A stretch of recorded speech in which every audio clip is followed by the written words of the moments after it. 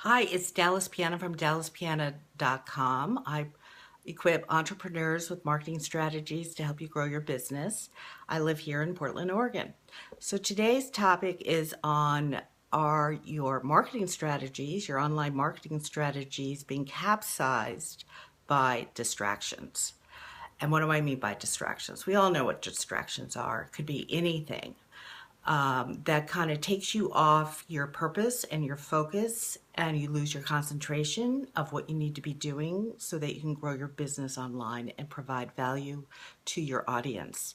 So for me, I have a top five, and I'm going to share those with you and give you some possible solutions so that you can start eliminating some distractions that might be getting in your way. The number one distraction for me was my physical body was a distraction. I was avoiding taking care of something that was kind of haunting me for years and years.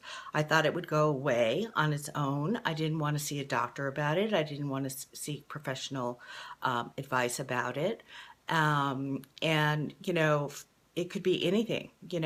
If you think of, are you avoiding getting glasses? And by not getting glasses, you are on the computer for an hour, and after an hour, you get a headache and you stop. So you're distracted by your body not being able to perform.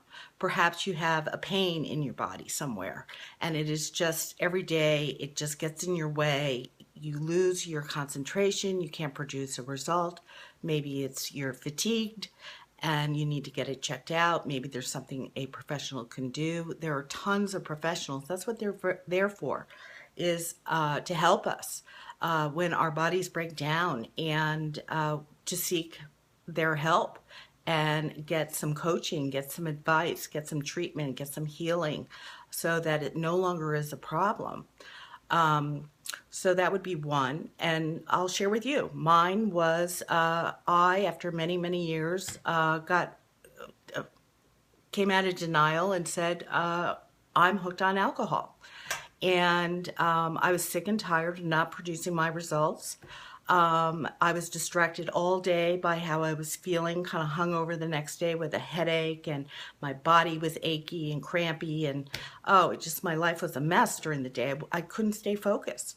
So I went to an internist and I said, help, I need help. I don't know how to stop this. Can you help me? And she gave me a solution. She put me in touch with someone that could help me. And it's now no longer an issue. It is no longer a distraction in my life. Thank goodness. It's over with. So there are people out there that are out there to help us with our bodies. You can't do it alone. The second big distraction, I think, is workspace. Do you have an appropriate workspace? Do you have a space where you can shut the door and you're not interrupted, so you can keep focused and on task on what you need to do so that you can produce the results you want? For me, when I started my business, set up my business on the dining room table. It was a great big table, had a great view. I could run to the kitchen and get a glass of water. It was wonderful. But the problem was it was everybody's space.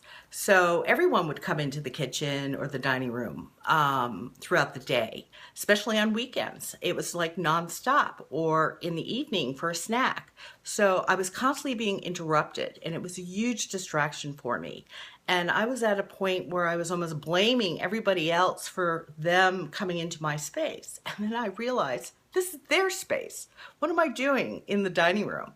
So I moved my office up into my bedroom. I can shut the door and I can work in a quiet space and stay on task, focus with no interruptions.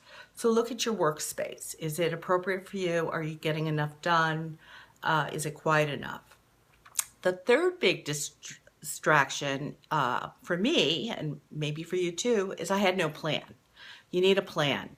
You need a plan of action. What is your day going to look like? What is your objective for the day? What tasks do you need to do? Who do you need to call? What's your plan? Also, when are you going to be working? Are you going to work in the morning? Many of us have two jobs. Are you going to work at lunchtime? Can you shut your door in your office? Can you actually work on your business? Are you going to work after you put the kids to bed? Like, what are your hours of operation? And then stick to it consistently, day after day after day. Set a time when you're going to operate just on your business. You're not going to fold laundry. You're not going to empty the dishwasher. You're not going to vacuum. You're just, focused on your business. And, that's pretty hard when you're starting a home business in the beginning, is really getting set and concentrated on your hours of operation. So that's like key. A tool I want to share with you that helps with productivity. So you see, many people say, well, I don't have enough time in my day. There's this, if you create a spreadsheet, like an Excel spreadsheet, and you set it up by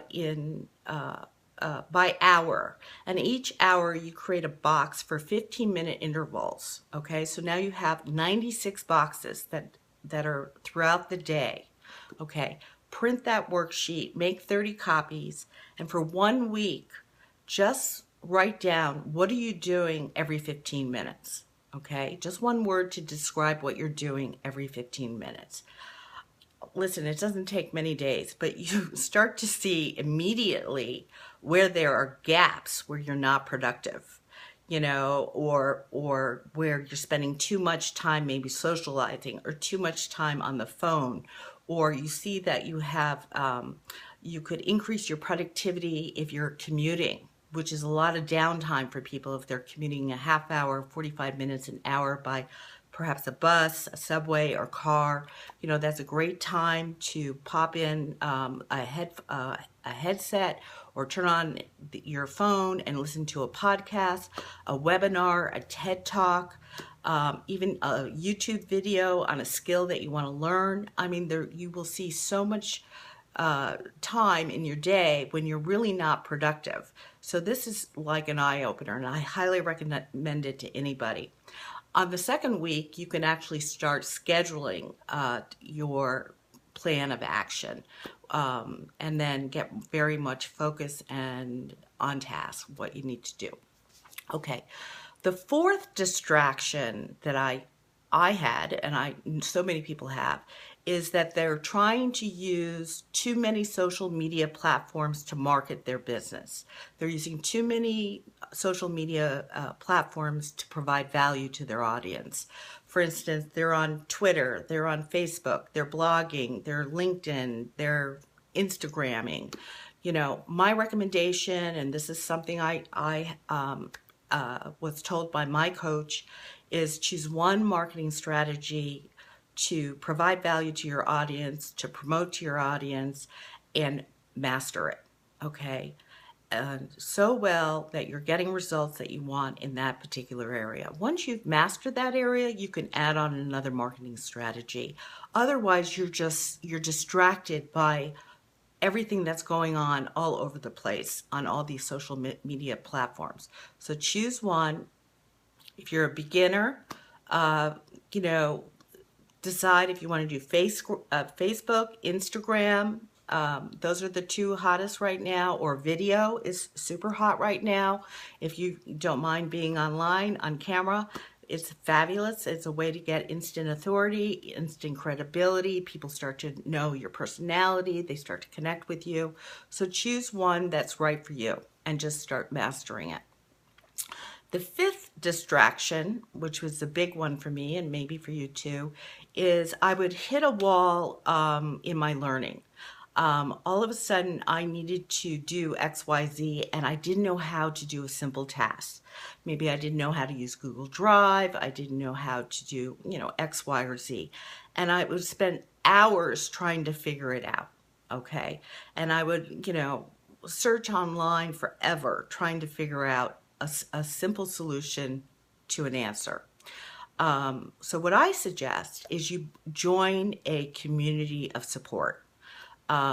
Somewhere where you're on a Facebook group, not the spammy ones, but a good solid Facebook group that has people like you, that you can ask a question out there, and with minutes someone will respond and give you a solution to your question. I belong to a great group. It's from My Lead System Pro. There's about 300 home business owners, entrepreneurs, network marketers on there, and the support is tremendous, unbelievable. And with that, besides getting support that way, the third thing I would recommend in growing your business and getting results is get a coach. Even if you're just starting out, even if you have 1 or 2 or 3 years of experience, if you have 10 years of experience, a coach is priceless, just priceless.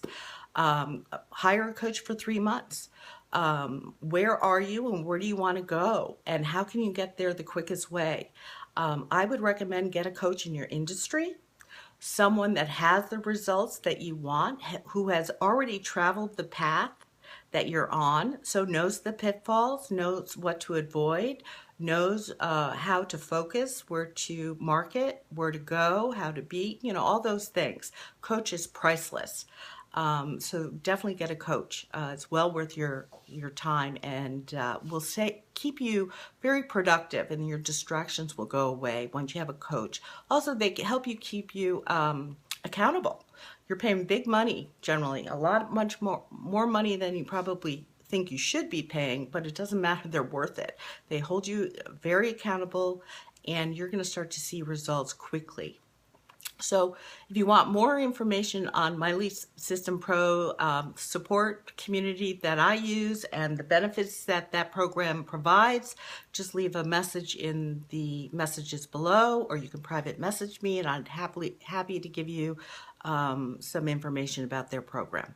Okay, bye for now. Have a great night. Bye.